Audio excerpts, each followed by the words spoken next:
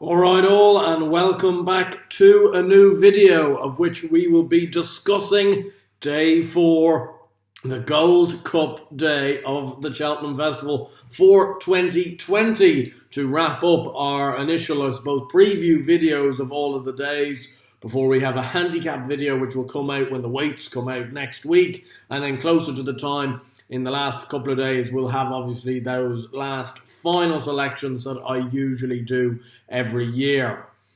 Once again, I would like to just thank you before we get into all the hustle and bustle of day 4. I'd like to thank you all for the great feedback, the great reception the first 3 videos have gotten. Couldn't have helped. I couldn't have thought it was going to go any better than it has. Really, it's just been absolutely brilliant. Subscribers flying in, comments flying in. And I'm trying to get down and answer every single comment down there. So just give me a bit of time if it takes a day or two, because they are flooding in at the moment. So do be patient, but I'll try get back to you. Anyway, though, let's get on in to the Gold Cup day. Invariably a tricky enough day for punters, especially the way the day starts. Certainly for me, the starting off point of day 4 is very difficult. The Triumph, the County and the Albert Bartlett are usually bookmaker-friendly races, not punter-friendly whatsoever. The Triumph, especially in the last couple of years, have thrown up a few odd results. The County Hurdles, a bloodbath, and the Albert Bartlett can also be a bloodbath as well. But it finishes alright. The Gold Cup, if you can get the winner of the Gold Cup, it usually gives you good omens for the rest of the card. And last year, I obviously had a big winner in the Gold Cup with Album Photo and followed it up with backing the winner of the Martin Pipe in early doors.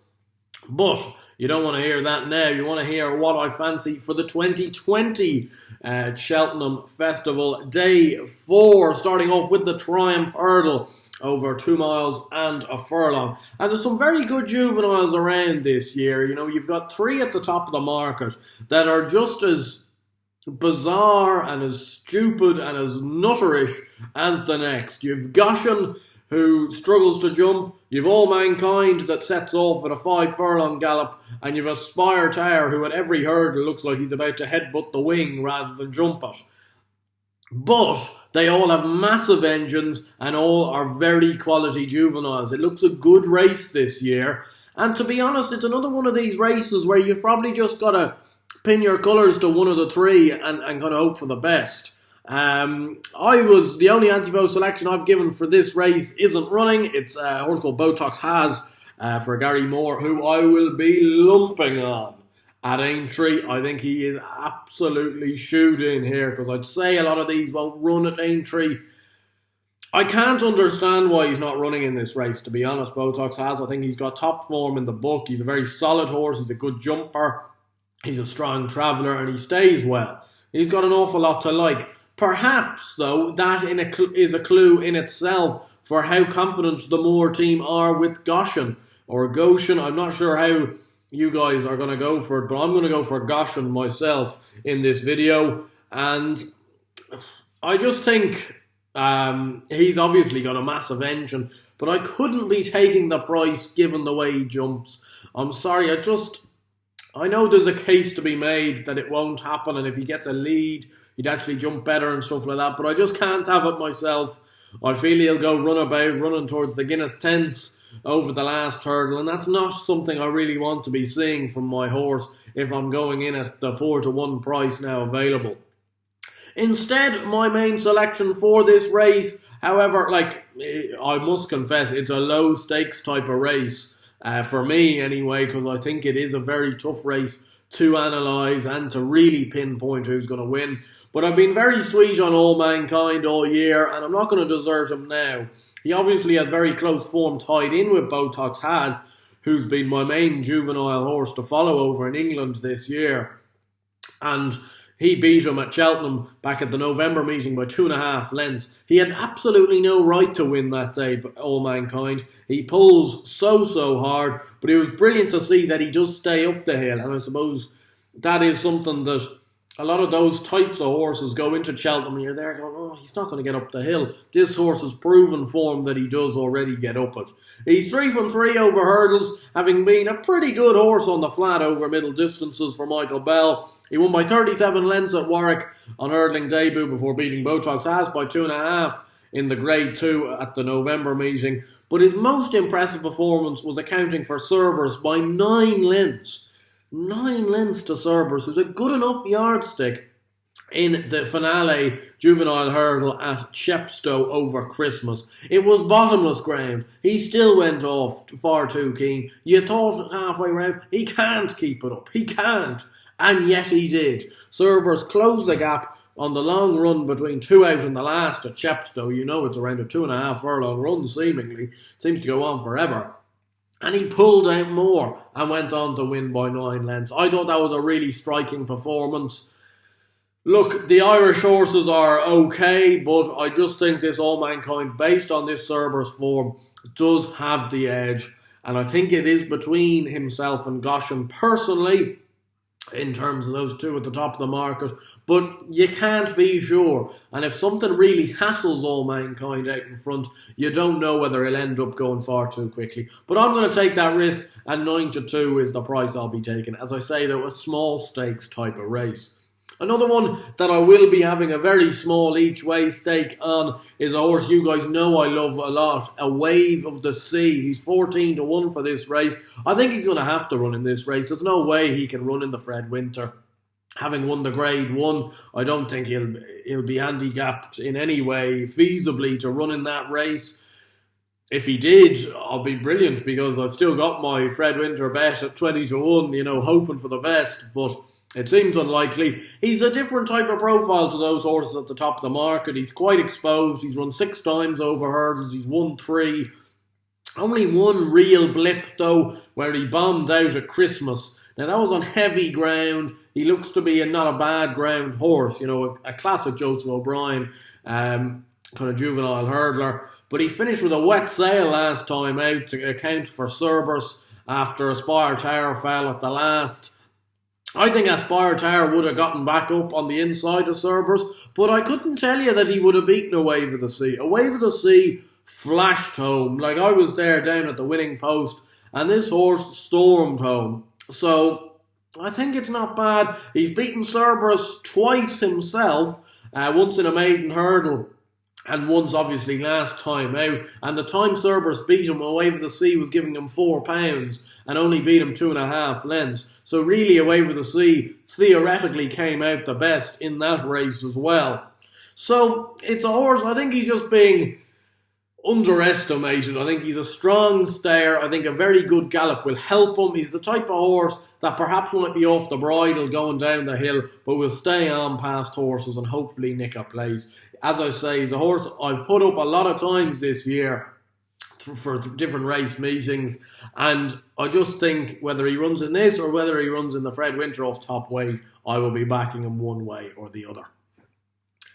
The Albert Bartlett over 3 miles is a race that a lot of statos seem to love because it seems to be a trend race.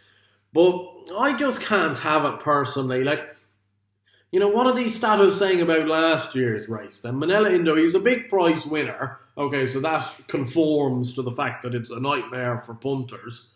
But he'd run twice over hurdles. He hadn't won a race over hurdles. Allaho was 3rd. He'd run once over hurdles. Commander Fleet was 2nd. I think he'd run 3 times over hurdles. It made no sense. And last year I went for the stats. I went for Darren Ross, who'd run, 10 times over hurdles. And it got me absolutely nowhere. So I think just be wary. You'll have a lot of people telling you vast opinions about the Albert Bartlett. And to me, it looks a really good race this year. It looks to be some high-quality horses in it. So I'm not going to get involved in some yank that's come, he's a very likeable horse. But the prime example is this Ramsey Deteye horse. I don't know whether I've pronounced that right, for David Pipe. If it's any way okay, Grant, this horse cannot win an Albert Bartlett. We're just getting, I think people are losing their minds here. The race would have to be on unraceable ground. for him to win it, I think. It would have to be proper mud splattering for him to have any sort of chance, because there are good horses in here. It looks more and more likely that Time Hill will rock up here. Are you honestly telling me Ramsey Tatay will beat Time Hill? I don't think so. Anyway, though, I'm not putting up Time Hill. Despite the fact I really like him, it's still I'm unsure whether he'll actually run in the race or not. I know a lot of people are going non-runner, no bet, so if you like him, do back him, and you'll obviously get your cash back if he doesn't run for you. But there's two in Ireland, surprise, surprise, that I do like quite a lot. And they both ran in the same race last time out at the Dublin Racing Festival, and one of them won it. And it was Latest Exhibition for Paul Nolan and Brian Cooper. He's 7-1 for this race. I think that's a fair price. I don't think he's too big. I don't think he's too short. I think it's just a fair price. He's 3 from 4 over hurdles. The only time he got beat was by Abacadabras over 2 miles. 2 miles is obviously far too short for him, and Abacadabras has got a fair chance in the Supreme. He's a tough horse, he's a tenacious horse, and he stays galloping all day. He outstayed Andy Dufresne in a Grade 2 over 2 mile 4 at Navan before winning this Grade 1, the Nathaniel Lacey Novices Hurdle at the Dublin Racing Festival over 2 miles 6. He looked in a bit of bother turning in, and he just kept finding. I think Brian Cooper is the right type of jockey for him. He stokes him up early, gets into him, and he's the type of horse that's going to respond. I thought that was a good race. The likes of Cobbler's Way, Longhouse Poet are good yardsticks, and he put them away nicely enough. Cosy after the last, if anything. And I think the step up to 3 miles will be bang up this horse's street. I know he hasn't run at 3 miles, which is against trends. I know that, but I think he's a stout stayer. I don't see that being an issue. And 7-1, as I say, seems a fair price. The other one I put up actually earlier this year for the Albert Bartlett, and he has drifted slightly in price. I put him up at 12s. You now can, in some places, get 16-1 about Fury Road. And I just think I'd forgive him for the last time. If any horse wasn't going to be suited by 2-6 on better ground in that race, it was Fury Road. He's a proper 3-mile horse, as he showed over Limerick at Christmas when winning the Grade 3 Novice Hurdle. The Penhill won on the way to winning the Albert Bartlett in his Novice Hurdle year. He won that on heavy ground. He's a strong travelling, but, fines for pressure type. And that form isn't bad with Well Set Up, who's a pretty decent yardstick in that type of a race. Also, one thing just to take into consideration with his last run. In a bumper in his early days, last year, it was actually Christmas 2018, he ran a stinker at Leopardstown and finished 5th in not a brilliant bumper for the track standards. And then he didn't run very well the last time. Perhaps maybe his 2 poorest runs have both come at Leopardstown. Maybe that's telling you something. His bumper form from last year after that race is good. He went on to win a bumper at Down Royal before finishing 3rd, but only beating a length behind 6 Shooter and the big getaway at Punchestown. That's good form. He was 3 from 3 over hurdles until last time, looking a really good horse. He made a couple of mistakes. As I say, maybe Leopardstown just doesn't suit him too well. And 16-1, I think it's just a gross exaggeration, overreaction, to that race last time out. And I'll be going to back him at 16. I've already backed him, but on the day, I will probably back him again. Now, the one a lot of people will be waiting for, a lot of people have their opinions on, and it is the Gold Cup, of which last year was really my claim to fame, really, putting up album photo at 33-1 for the race last year. I'm afraid I don't have anything like that this year, but I do have the exact same horse, and it is album photo. He is 4-1 in places, 7-2 in other places. I just can't understand how this horse isn't 5-2, 3-1, to be honest. I think he's still a good price. Personally, the only thing that will get this horse beat is his jumping. The only way he gets beat is he falls or he makes too many mistakes that he just can't get into a rhythm and can't get into it. I don't think there's a better horse than him in this race. I am convinced by that. I could be completely wrong, but I'm just convinced. He's got exceptional time figures from his 2 races at Tramore. The one last year before winning the Gold Cup and the one this year was even better. He then obviously won the Gold Cup, despite jumping a bit hairy, and then came second at Punchestown to Kemboy, where he'd obviously had that big run at Cheltenham. Apparently he didn't eat up for a few weeks afterwards and stuff like that. So maybe the race took a little bit more out of him than they thought. And perhaps he maybe shouldn't have run at Punchestown at the end of last year. He is that type of horse, I don't think he's fragile, but I think he just needs time between his races. So this idea of going to Tramore, winning that race and going back to the Gold Cup, I think is absolutely ideal. Just for some context, he beat Acapella Bourgeois, giving him weight by 6 lengths. And he beat Shattered Love. Now, Shattered Love isn't a bad mare, to be fair. And she finished only 2 lengths behind Chris's Dream in the Red Mills Chase last weekend, which was her first run after that race at Tramore. Album Photo gave Shattered Love £18 and a 19-length beating in that race. This was very similar to when he beat Invitation Only in the race last year, giving him £9 or £10 and an 8-length beating, and then Invitation Only went on to win the Thyestes. This horse is a seriously good horse. I can't understand why people don't like him. I don't get it. He's an 8-year-old, he's still improving, he's won the Gold Cup despite being not a brilliant jumper. Imagine if he was a good jumper. I think he wins 3 of these on the trot if he was a good jumper. So, I just can't have this. I think there's a lot of horses, a lot of hype. And personally, I don't buy into the hype in this race. I'm usually a hype king, let me on the bandwagon. But I just can't get it for this race. I don't think Delta Work will be in the first 3. That's my big statement, really.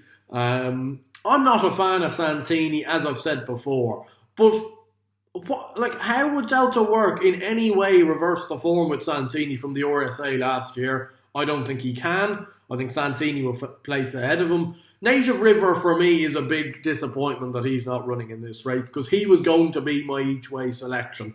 I think he's a very gutsy horse. I think he would have really pounded a lot of these to dust, to be honest. I'm still sceptical about a horse like Delta Works jumping. I'm sceptical about Santini's jumping at that kind of breakneck gallop. I just think he could get outpaced, make a few mistakes, and then we'll plug on. He might come 3rd or 4th, Santini, to be fair to him. His run last time out was good, but he's 6-1, and my one for maybe your, £2.50 each way or whatever you want to do would be Bristol Demai. And just hold me out here, because he's 25-1. I just think this is a complete overpriced horse. He's only 9 years old. He seems like he's been around for decades. He seems like he should be 12, but he is only 9. He runs well at Cheltenham. He was second in a JLT, and he was second to Santini last time out in the Cotswolds Chase. He made a bad mistake at 3 out, and he was really pretty gutsy. He looked like he might win it over the last, and Santini just outstayed him on very, very heavy ground. I was about to say bottomless. Well, it was kind of bottomless, to be fair. He's a rating of 170. A lot of these horses have it to prove. A lot of these horses have to get to a rating of 170. And I'm a type of guy that takes the form in the book, to be honest. A bit like the Supreme. I'm going to take the form. And I think Bristol Demai ran an absolute stormer in the race last year. And I just think there's a lot of talk about these other horses, and I'm not convinced. And I think he's a horse that's been there, done that, and got the t-shirt, and is a proven Grade 1 performer. I'm not saying these other horses aren't Grade 1 horses. Obviously, Delta Works won, I think, 4 Grade 1s over fences. Santini, has he won a Grade 1 over fences? I don't think he has. Probably should have, to be fair. He's been unlucky not to. Clan des Obeaux, I think, is a great horse, and I'll be backing him again for the King George next year. I just don't think he stays, and I don't think he particularly likes Cheltenham. He's 0 for 5 at the track. The absence of Native River will help him, because it won't be as much of a stamina test, but for me, it's still not a horse I could really go for, to be honest. I just think, look, I'm trying to find a price for you guys, and I think out of the whole Gold Cup field, I think Album Photo, I can't understand why he's not 5-2 rather than 4-1, hence my feeling that that's a bit of value. And Bristol de Mai, for me, he's a 14-1 shot. 16-1 maybe? I don't know what you guys think about that, but you're getting 25s about a horse that should be 14s. And that's where I'm going in. So Album and Bristol de Mai to cement last year's Cheltenham Gold Cup form. And finally, the last race we'll be covering in today's video is the Foxhunters Chase. I've only got one selection for you in this race, which you've already heard me talk about because it was in one of my anti-post selection videos. Cheltenham Flyer. I think I put him up at 14-1. I'm not so sure about that, though. It might have been 12s. It was either 12s or 14s. He's still 12-1 in places. Now, he's as short as 7s and 8s in other places. So some people don't want him, and some people really want to take him on, I suppose. He's 12-1. I think that's an absolute madman's price. I think he's by far the best price of any horse on day 4 of the Cheltenham Festival. Let me read out a few statistics for you. He won a 3-mile novice chase in October 2015 at Cheltenham when trained by Colin Bowe. The next month he went on to win the Grade 2 Florida Pearl novices chase at Punchestown. He then went to Rebecca Curtis on stable debut, won the 2-mile 5 New Year's Handicap Chase on the 1st of January 2017. He was second, beaten 12-13 lengths, but by Q Card in the Ascot Grade 1 Chase in February 2017. Was then trained by Richard Hobson, second in the Ultima Handicap Chase in 2018, over 3 miles, beaten ahead by Q-Star Civola. And last year, I think still trained by Richard Hobson up until last year, was second in the Foxhunters, beaten 4 or 5 lengths. Now, if David Maxwell had his time again, I think he maybe wouldn't have gone up the inside of a loose horse. He got badly hampered turning in and rallied for pressure.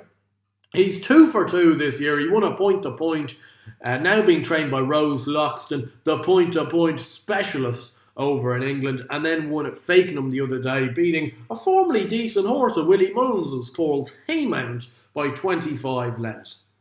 David Maxwell has a few in this race, and if I'm being honest, look, I've nothing against David Maxwell. I think the abuse he gets on Twitter and stuff like that is just completely unwarranted. You guys go do it yourself. I wouldn't go near riding a horse. So how am I meant to be throwing stones at anybody who's getting up? He's riding winners a lot of the time. His strike rate this year is brilliant. But that being said, I think he's got another horse that potentially might run in this race, a horse called Bob & Co. And he seems to like Bob & Co more, which is fair enough. He can have his own opinion. Maybe Cheltenham Flyer. Maybe he's just too old at this stage. But if Bob & Co did run in the race, I think Maxwell would ride it. And if they get somebody good jocked up on Cheltenham Flyer, like really good, again, not saying David Maxwell isn't good. I think he's a perfectly grand jockey. But if you got a Jamie Codd or a Barry O'Neill or Derek O'Connor won't ride him because he'll be riding Ed Wolf or something like that. Manella Rocco. But if you got a Barry O'Neill, a Finney Maguire, something like this, I would be ploughing in to Cheltenham Flyer. I really like him. He's a horse I've loved. I actually saw him win the Florida Pearl in November 2015. We're sitting here, the guts of 5 years on, and he's still galloping, he's still jumping, he still loves horse racing. He is the type of horse you'd absolutely love to own in my eyes. He just loves the game, and I hope he can run another big race at the Cheltenham Festival, and he deserves to get his head in front in one of these big races. Anyway, those are the big calls for day 4. A few controversial ones, a few not so controversial ones. But if you guys did enjoy this video, please do give it a like and subscribe to the channel down below if you are new. There'll be plenty more Cheltenham videos coming up to the festival, and obviously the likes of Aintree, Fairyhouse and Punchestown after the festival even. So it's not just a Cheltenham channel this. will be going all year round. As I say, I do hope you enjoy the video. If you have any views, what you think for the Gold Cup, do post them down below. And as I say, I will try to get to comment back and talk to you all about your thoughts going in to the big day of the Cheltenham Festival. I can't wait. We're under 3 weeks to go. Also, just one thing, quick plug. I know I'm not usually a one for a plug, but if you are in the Dublin area, which I'm sure some of you are, I am in a preview night next Thursday. Which is the 27th of February, in a place called Murphy's Bar in Rathmines. I will try and put the link to tickets down in the description below. If you could rock up, it's me and a lot of people that know a lot more about racing than I do. I think Gavin Cromwell's on the panel, Jonathan Moore, his stable jockey, Johnny Ward, James Nolan, assistant to Paul Nolan. So it's a brilliant panel. I'm rubbing shoulders with them. I feel very honoured to be involved in it. So if you guys are in the area, you feel like a Cheltenham preview night, and maybe seeing me shaking hands and having a pint of Guinness afterwards, do rock along. I think the tickets are only 15 quid and you get a free bet. So happy days, really. So hopefully might see you guys, some of you guys there. But until next time, which will be the handicap video in maybe a week or two's time, best of luck with all your punting, and I'll see you then.